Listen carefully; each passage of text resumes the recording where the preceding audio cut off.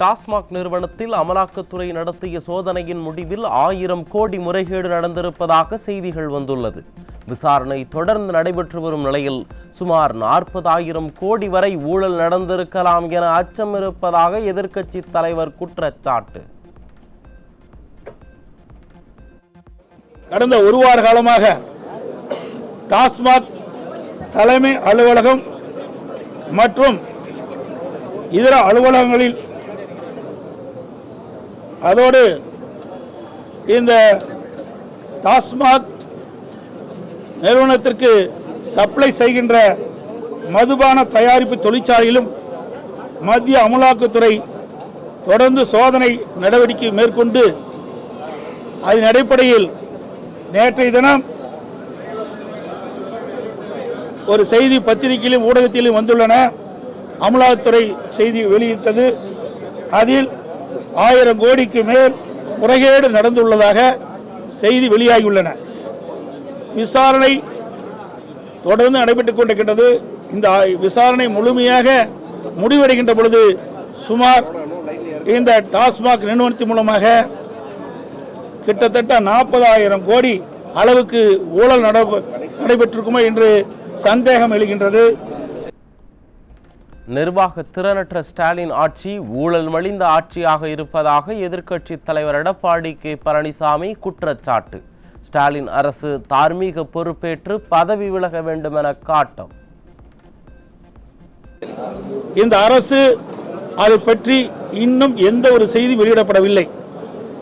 கிட்டத்தட்ட அமலாக்கத்துறை ரெய்டு நடத்தி அந்த ரெய்டு மூலமாக 1000 கோடிக்கு மேல் முறைகேடு நடந்துள்ளதாக அறிவிக்கப்பட்டோம். இந்த அரசு எந்த செய்தி வெளியிடாத காரணத்தினால் அதையும் நாங்கள் சட்டமன்றத்திலே குறிப்பிட்டு இதற்கு தார்மீக பொறுப்பேற்று இந்த திமுக அரசு ராஜினாமா செய்ய வேண்டும் என்று வலியுறுத்தி வெளியிடப்பு செய்திருக்கின்றோம். திமுக சார்பாக வெளியிடப்பட்ட 520 வாக்குறுதிகளில் 15% வாக்குறுதிகளை கூட நிறைவேற்றவில்லை என எதிர்க்கட்சி தலைவர் காட்டும். நீட் தேர்வு ரத்து என்ன ஆனது? பழைய ஓய்வூதிய திட்டம் என்ன ஆனது? கல்வி கடன் ரத்து குறித்த அறிவிப்பு பட்ஜெட்டில் இல்லை என பட்டியலிட்டு விளாசிய எதிர்க்கட்சி தலைவர். திராவிட முன்னேற்ற கழகம் 2021 சட்டமன்ற பொதுத் தேர்தலின் போது திமுக சார்பாக சுமார் 525 அறிவிப்புகள் வெளியிட்டார்கள். அதில் சுமார் 15% அறிவிப்புகள் கூட நிறைவேற்றப்படவில்லை. ஆனால் திரு ஸ்டாலின் அவர்கள் கடந்த 4 ஆண்டுகளில் 95% அறிவிப்புகள் நிறைவேற்றப்பட்டதாக ஒரு பொய்யான செய்தி வெளியிட்டிருக்கின்றார். அதில் நிறைவேற்றப்படாத சிலவற்றை இங்கே குறிப்பிட விரும்புகின்றேன். நீட் தேர்வு ரத்து செய்யப்படும் என்று தேர்தல் நேரத்தில் சொன்னாங்க. அதோடு அரசு ஊழியர்களுக்கு பழைய ஓய்வு திட்டம் அறிவிக்கப்படும் என்று எதிர்பார்த்தார்கள். அதில் இடம்பெறவில்லை. நிதிநிலையை மேம்படுத்துவதற்காக உருவாக்கப்பட்ட குழு என்ன ஆனது? அந்த குழு கொடுத்த பரிந்துரைப்படி அரசு செயல்படுகிறதா? அது குறித்த வெள்ளை அறிக்கையை வெளியிடவில்லை என எதிர்க்கட்சி தலைவர் காட்டும். நிதி மேலாண்மை குழு ஒன்று அமைக்கப்படும் என்று தேர்தல் நேரத்தில் அவர்கள் அறிவித்தாங்க. நிதி மேலாண்மை நிபுணர் குழு அமைச்சாங்க. அந்த நிபுணர் குழு இதுவரைக்கும் என்ன அறிக்கை தாக்கல் செய்யப்பட்டிருக்கிறது, அந்த அறிக்கையின்படி இந்த அரசு செயல்பட்டதா என்ற வெள்ளை அறிக்கை இதுவரைக்கும் வெளியிடப்படவே இல்லை. இந்தியாவிலேயே அதிக கடன் வாங்கும் மாநிலமாக தமிழகத்தை மாற்றியதுதான் ஸ்டாலின் அரசின் சாதனை. 73 ஆண்டுகளில் தமிழகம் பெற்ற கடனை விட அதிக கடனை ஸ்டாலின் அரசு பெற்றுள்ளதாக எதிர்க்கட்சி தலைவர் விமர்சனம்.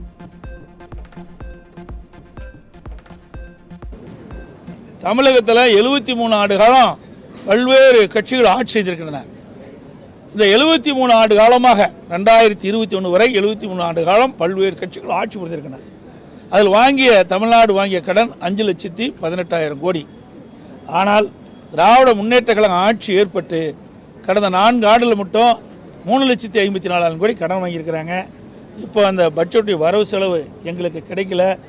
நாளை உங்களையெல்லாம் சந்திக்கின்ற பொழுது முழு விவரம் தெரிவிக்கப்படும். ஆனாலும் ஒவ்வொரு ஆண்டு கடன் வாங்குவதில் சளைத்தவர்கள் அல்ல என்பதை நிரூபித்துக் கொண்டிருக்கின்றார் இன்றைய முதலமைச்சர். கடந்த ஆண்டு கூட இந்தியாவிலேயே அதிக கடன் வாங்குவதில் முதல் மாநிலம் தமிழ்நாடு. அந்த சாதனையை இன்றைய முதலமைச்சர் படைச்சிருக்கிறார். அதிமுக ஆட்சி காலத்தில் அறிவிக்கப்பட்ட திட்டங்களையே மீண்டும் அறிவித்திருக்கிறார்கள். பட்ஜெட்டில் புதிதாக எந்த திட்டமும் இல்லை. காலை உணவு திட்டம் தொடங்கி அதிமுக ஆட்சியில் கொண்டு வரப்பட்ட திட்டங்களை பட்டியலிட்டு ஸ்டாலின் அரசை விமர்சித்த எதிர்க்கட்சி தலைவர், இதெல்லாம் ஏற்கனவே அனைத்து இந்திய அண்ணா திராவிட முன்னேற்ற கழக ஆட்சியில் தொடங்கப்பட்டு செயல்பட்டு வருகின்ற திட்டங்கள் தான். எந்த ஒரு புதிய திட்டம் கிடையாது. இன்னைக்கு பட்டா புதுசாக கொடுக்கணும்னு சொல்லியிருக்காங்க 5 லட்சம் பேருக்கு. ஏற்கனவே அனைத்து இந்திய அண்ணா திராவிட முன்னேற்ற கழக ஆட்சி இருக்கின்ற பொழுது சுமார் 25 லட்சம் பட்டாக்கள் நாங்கள் வழங்கியிருக்கிறோம். கடந்த 4 ஆண்டுகளாக 57,000 காலி பணியிடங்களை மட்டுமே நிரப்பிய ஸ்டாலின் அரசால் 9 மாதத்தில் எப்படி 40,000 காலி பணியிடங்களை நிரப்ப முடியும் என எதிர்க்கட்சி தலைவர் கேள்வி. ஸ்டாலின் அரசை அகற்றிட வேண்டுமென உறுதியாக இருக்கும் மக்களை ஏமாற்ற வெற்று அறிவிப்புகள் வெளியிடப்பட்டிருப்பதாக எதிர்க்கட்சி தலைவர் காட்டம். இன்று வரை 57,000 பேருக்கு தான் அரசு காலிப்பணிகளை நிரப்பியிருக்கிறாங்க. அவர்கள் அறிவித்தது 3,50,000 அரசு காலிப்பணியிடங்கள் நிரப்பப்படும் என்று அறிவிப்பு கொடுத்தாங்க. அதோட அரசு சார்ந்த நிறுவனங்கள் அதில் 2 லட்சம் காலிப்பணிகள் அதை நிரப்புவதாக சொன்னாங்க. அதில் எந்த அறிவிப்பும் இல்லை. இப்பொழுது இருக்கின்ற அறிவிப்பு 40,000 பேர் புதிய காலி அரசு பணிகள் நிரப்பதாக சொல்லியிருக்காங்க. ஆக 4 ஆண்டு காலமாக 57,000 பேர் தான் நிரப்பப்பட்டிருக்கிறாங்க. அதுவும் நீங்கள் பார்த்தீங்கன்னா இன்றைக்கு டிஎன்பிசி அறிவிச்சு கொடுத்துருக்காங்க. கிட்டத்தட்ட 7 முறை இந்த தேர்வு எழுதப்படும் இருக்காங்க. இதில் மொத்தமாக ஒரு 10,000 பேர் தான் தேர்வு செய்ய முடியும். டிஎன்பிசி மூலமாக அரசு காலி பணியிடங்களை சுமார் 10,000 பேர் தான் நிரப்ப முடியும். அதில் எந்தெந்த டேட்டில் கொடுத்துருக்குறாங்க. அப்படி இருக்கின்ற பொழுது எப்படி 40,000 காலி அரசு பணியில் நிரப்ப முடியும்? ஸ்டாலின் அரசின் வெற்று விளம்பர பட்ஜெட் அறிவிப்பை புறக்கணித்த பொதுமக்கள். தமிழகம் முழுவதும் 1000 இடங்களில் பல கோடி செலவு செய்து LED திரைகள் அமைக்கப்பட்ட நிலையில் அரங்குகள் வெறிச்சோடி காணப்படுவதால் மக்கள் வரி பணம் மொத்தமும் வீணானது.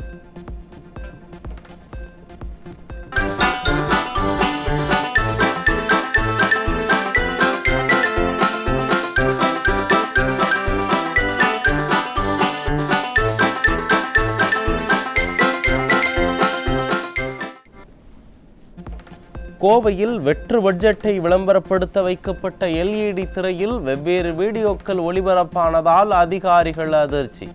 ஸ்டாலின் அரசின் விளம்பர மோகத்தால் வேறு வழியின்றி திரைகள் அமைக்கப்பட்ட நிலையில் திராவிட மாடல் சந்தி சிரித்த அவலம்.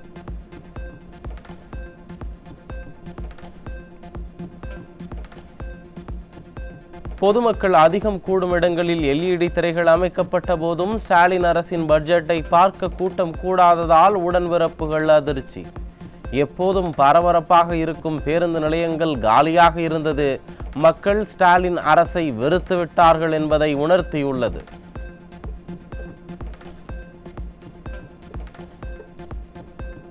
அண்ணா பல்கலைக்கழகத்தை ஆசியாவின் தலை சிறந்த பல்கலைக்கழகமாக்க நடவடிக்கை எடுக்கப்படும் என அறிவித்திருக்கிறது திராவிட மாடல். யார் அந்த சார் என மாணவிகள் கேட்கும் கேள்விக்கு பதில் சொல்லாமல், பாதுகாப்பை உறுதிப்படுத்தாமல் வீண் வசனம் பேசுவதால் என்ன பயன் என மக்கள் கேள்வி.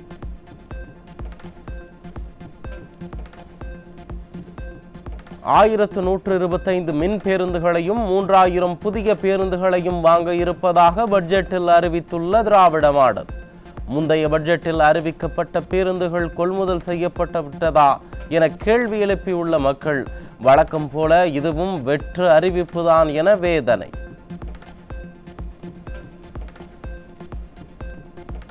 டாஸ்மாக் தலைமை அலுவலகம் மற்றும் திமுகவினருக்கு சொந்தமான மதுபான நிறுவன அலுவலகங்களில் அமலாக்கத்துறை நடத்திய சோதனையில் வெளிவந்தது திராவிட மாடலின் மெகா ஊழல்.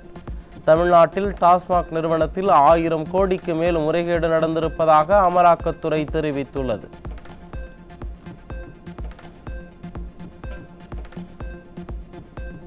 மதுபான கொள்முதல் மூலம் தனியார் நிறுவனங்கள் முறைகேட்டில் ஈடுபட்டுள்ளதாகவும் டாஸ்மாகில் மது பாட்டில்களுக்கு 10 ரூபாய் முதல் 30 ரூபாய் வரை கூடுதலாக வசூலிக்கப்பட்டுள்ளதாகவும் அமலாக்கத்துறை தகவல். கரூர் கம்பெனியின் வசூல் வேட்டை குறித்து குற்றச்சாட்டு எழுந்தபோது செந்தில் பாலாஜியை தியாகி என கொண்டாடிய ஸ்டாலின் இப்போது என்ன பதில் சொல்லப் போகிறார் என மக்கள் கேள்வி.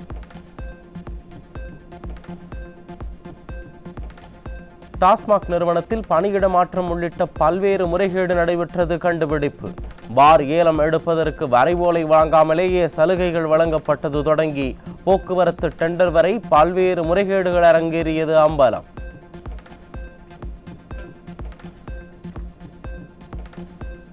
ஜிஎஸ்டி, பான், கேஒய்சி இல்லாதவர்களுக்கு டெண்டர் வழங்கிய திராவிட மாடல் டாஸ்மாக் நிர்வாகம். அமலாக்கத்துறை நடத்திய சோதனையில் டாஸ்மாகில் அரங்கேறிய விதவிதமான ஊழல்கள் அம்பலமானது. டாஸ்மாக் உயரதிகாரிகளுக்கும் மதுபான நிறுவனங்களுக்கும் தொடர்பு இருப்பதாக அமலாக்கத்துறை சோதனை முடிவில் பகீர் தகவல். மதுபான ஆலைகளில் இருந்து அதிக அளவில் மதுபாட்டில்களை கொள்முதல் செய்ய முயற்சி நடந்ததாக தகவல்.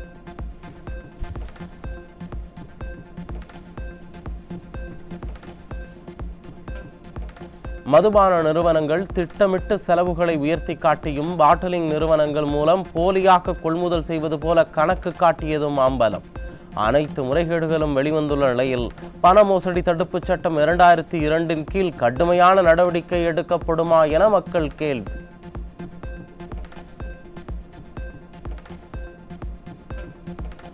செந்தில் பாலாஜியை தியாகி என புகழ்ந்து புழல் சிறையிலிருந்து வழி நெடுகிலும் வரவேற்பு கொடுத்தது இதற்குத்தானா முதல்வரே? தன்னைத்தானே புகழ்ந்து கொள்ளும் திராவிட மாடல் முதல்வர் டாஸ்மாக் மெகா ஊழல் குறித்து மௌனம் கலைக்க வேண்டுமென மக்கள் ஆத்திரம்.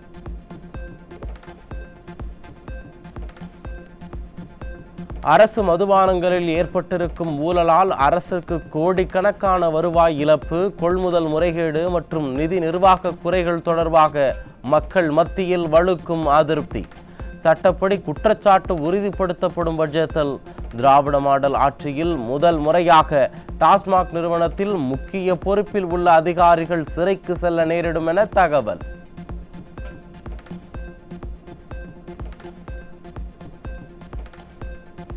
திராவிட மாடல் ஆட்சியில் கடந்த பட்ஜெட்டில் அறிவிக்கப்பட்டிருந்த புதுமை பெண் திட்டம் இந்த பட்ஜெட்டில் எங்கே போனது? திராவிட மாடல் ஆட்சியில் அறிவிக்கப்படும் திட்டங்கள் ஏட்டளவில் மட்டுமே உள்ளதாக மக்கள் குற்றச்சாட்டு.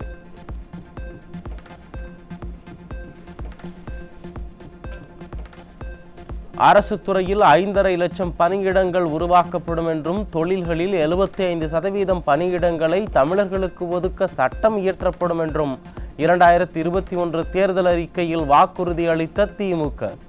ஆனால் இந்த வாக்குறுதிகளை நிறைவேற்றியது குறித்து துல்லியமான ஆண்டு வாரியாக புள்ளி விவரங்களை அரசு அறிக்கைகளில் முழுமையாக வெளியிடாதது ஏன் என மக்கள் கேள்வி.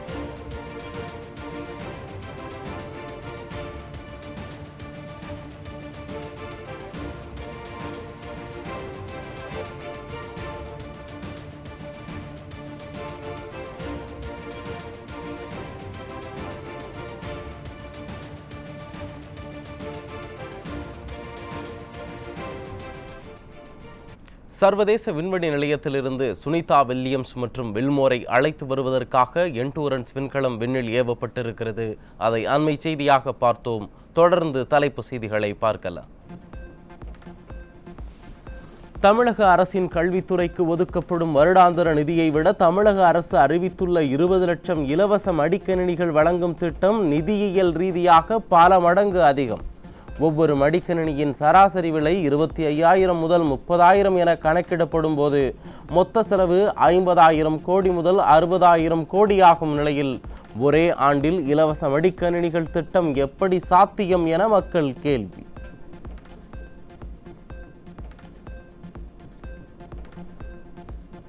இடவசதி நிதி ஆதாரம் குறித்து ஒரு வரியில் கூட கூறாமல் 4000 மெகாவாட் கொண்ட மின்சேமிப்பு பேட்டரி திட்டம் உருவாக்கப்படும் என தமிழக பட்ஜெட்டில் அறிவிப்பு. இந்தியாவில் 5000 மெகாவாட் பேட்டரி மின் திட்ட சேமிப்பு அமைக்க 35,000 கோடி செலவாகும் நிலையில் இதற்கெல்லாம் நிதி ஆதாரங்கள் எங்கே என திராவிட மாடல் அரசிற்கு மக்கள் கேள்வி.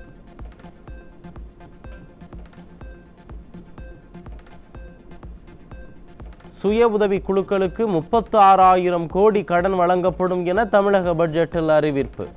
விளம்பரத்திற்காக ஒரு பொய் கூறலாம், ஆனால் இவ்வளவு கோடிகளில் கடன் கொஞ்சம் அதிகமான விளம்பர ஆசையே என ஸ்டாலின் என மக்கள் விமர்சனம்.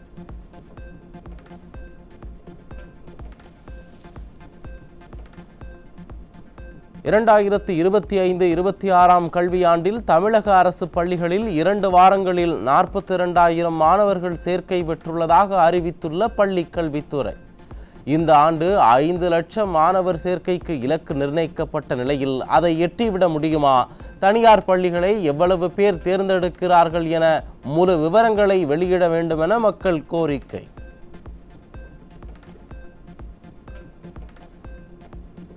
விழுப்புரம் மாவட்டம் ஆரோவிலில் சட்டத்திற்கு புறம்பாக செம்மண் கடத்தப்படுவதாக புகார் அளித்த பிறகே போலீஸ் நடவடிக்கை. இவ்வளவு நாட்களாக கண்டுகொள்ளாததால் மண் கடத்தல் கும்பலுக்கு காவல்துறை துணை போகிறதா என மக்கள் சந்தேகம்.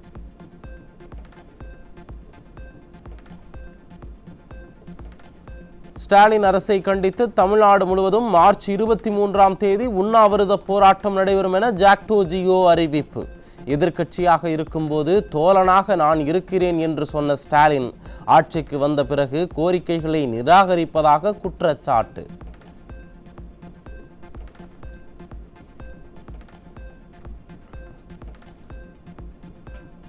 தமிழகத்தில் பட்டியல் சமூக மக்களுக்கு எதிரான குற்றங்களை தடுக்க ஸ்டாலின் அரசு என்ன நடவடிக்கை எடுத்திருக்கிறது என விசிக துணை பொதுச் செயலாளர் கேள்வி. கூட்டணி கட்சியின் முக்கிய பிரமுகரே திராவிட மாடல் ஆட்சியில் குற்றவாளிகள் அறிவாலும் கத்தியுமாக வலம் வருவதாக கூறிய அம்பலம். இந்த குற்ற சம்பவங்கள், சாதிய பயங்கரவாத சம்பவங்கள் நடப்பதை தடுப்பதற்கான எந்த முனைவுகள், எந்த முயற்சிகள் நடக்கின்றன என்கின்ற கேள்விகள் தாழ்த்தப்பட்ட மக்கள் மத்தியிலே அது தொடர்ச்சியாக இருந்து கொண்டே இருக்கிறது. சென்னை முகப்பேரில் வீடு புகுந்து இளம் பெண்ணிடம் அத்துமீறிய வீட்டின் உரிமையாளர் சிக்கினார். ஸ்டாலின் ஆட்சியில் தலைநகர் சென்னையிலேயே பாதுகாப்பு இல்லை என பெண்கள் வேதனை.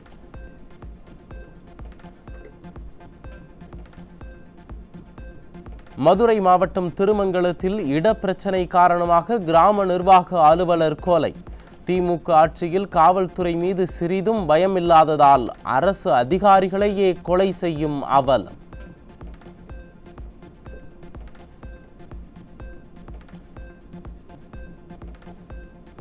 திருவள்ளூர் மாவட்டம் திருத்தணி அருகே அரசு பேருந்தில் கடத்தி வரப்பட்ட 25 கிலோ குட்கா பொருட்கள் சிக்கியது. திமுக ஆட்சியில் காவல்துறை மீது சிறிதும் பயமில்லாததால் அரசு பேருந்திலேயே போதைப் பொருட்கள் கடத்தப்படுவதாக மக்கள் குற்றச்சாட்டு.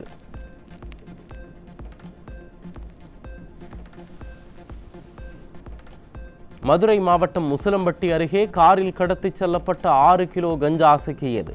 திமுக ஆட்சியில் போதைப் பொருள் கடத்தல் சம்பவம் தொடர்கதையாகிவிட்டதாக மக்கள் வேதனை.